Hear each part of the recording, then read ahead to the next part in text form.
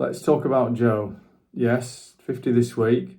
I know he doesn't look a day older than, say, Michael McIntyre, Tom Cruise, or Martin Compston, the annoying little one off Line of Duty. Half a century of routine, and never happier than within the confines of the Beachfield gated community. No police surveillance would ever detect a change in routine if he embezzled millions, especially on a Saturday evening. 2 bottles of Saint Estrellone on offer at Adlil. Fajitas, of course. Worked through a bottle of the second cheapest wine available. Watching a family movie with something like Will Ferrell in an arm wrestling caper with Sylvester Stallone called Babyish 3. It just got silly. Okay, followed by semi-finals or Britain's Got Talent. Fall asleep. Sophia removes his glasses to the soundtrack of Elton John at Glastonbury, only to wake up at 1:15 a.m. watching the final round of some minor golf tournament from South America. Don't get me wrong, even with this structure, Joe has his anxieties. Sandra's apps using too much data. His own apps using too much data booking Sandra's train tickets. Lou being rubbish at golf, or even worse, Lou being better than him at golf. Craig being on holiday when an engine warning light comes on, or Craig just being on holiday, full stop. Oh, and of course, out-of-date sausages.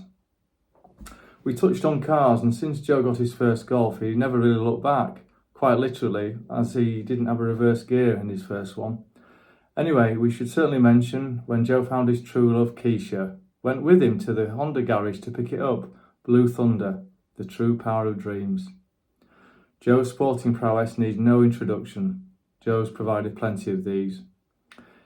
His playing abilities do exceed his coaching skills, though, with typical constructive comments provided after, say, me or Jimmy or Jamie have played an awful shot. He'll say things like, just wait till you see my shot, or, yeah, well, just stop faffing and try harder. This does sound like a true Yorkshireman speaking, but it was thought at one point that Joe was actually from Kent. Well, at least that was what Ron used to mumble every time Joe fist bumped after holding a putt. Joe's medical history is too extensive to cover, except to say that his last visit, his doctor told him he had hypochondria. Joe said, well, I haven't got that as well, have I? Sometimes I would worry that, well, the way he was describing some of his illnesses, he may not see Christmas. So I'd ring to see how he was, and he'd say, oh, sorry, Dom, I've just got back from playing tennis, and I beat a really good player, and I mean really good. Having said all of this, Joe gives very little mention to the things that really do matter. A consistent and loyal presence in Airedale, filling a vacuum for many children, teaching a football team more than just football for over a decade, a dedicated and proud dad, proud husband, son, son-in-law, brother-in-law, and finally, a wonderful brother and a friend to all the family.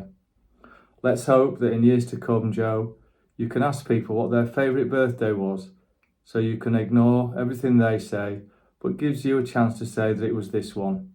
Cheers, Joe.